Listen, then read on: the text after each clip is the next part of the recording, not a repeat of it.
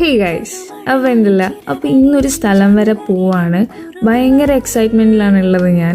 അപ്പോൾ 5 മണിക്ക് റെയിൽവേ സ്റ്റേഷനിൽ എത്തിയായിരുന്നു. 5:30ക്കാണ് ട്രെയിന്. പോകുന്ന എവിടെയെന്ന് വെച്ച് കഴിഞ്ഞാൽ പാലക്കാടാണ് പോകുന്നത്, പട്ടാമ്പി. അപ്പോൾ ഇതെൻ്റെ അച്ഛൻ്റെ സിസ്റ്ററാണ്. അപ്പോൾ അവരുടെ TTCൻ്റെ ഒരു ബാച്ചിൻ്റെ ഒരു ഗെറ്റ് ടുഗെദറാണ്. അപ്പോൾ ഞാനും കൂടെ പോകാമെന്ന് വിചാരിച്ചു. അങ്ങനെ ഞാനും കൂടെ പോയി. എന്താ പറയുക, പട്ടാമ്പിയാണ് സ്ഥലം.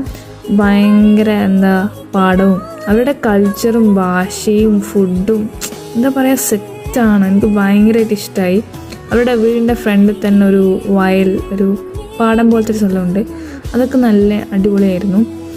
പിന്നെ മെയിനായിട്ട് പറയേണ്ടത് ഇവരുടെ ഈ ഒരു ഗ്രൂപ്പ് ഓഫ് ആൾക്കാർ, അത് പറയണം, മസ്റ്റാണ്.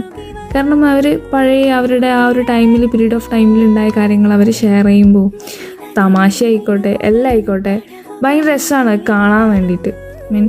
എനിക്കത് ഭയങ്കരമായിട്ട് എന്താ പറയുക, അവരത് ഓരോ കാര്യങ്ങൾ അങ്ങോട്ടും ഇങ്ങോട്ടും ഷെയർ ചെയ്യുക. അവർ പാട്ടൊക്കെ പാടി, അവർ പഠിച്ച ആ ഒരു ട്രെയിനിങ് പീരീഡിൽ അവരെന്തൊക്കെയാണ് പഠിച്ചത്, പാട്ട്, ശ്ലോകം, അങ്ങനത്തെ കുറേ സംഭവമൊക്കെ അവരങ്ങോട്ടും ഇങ്ങോട്ടും പറയുന്നത് കേട്ടു.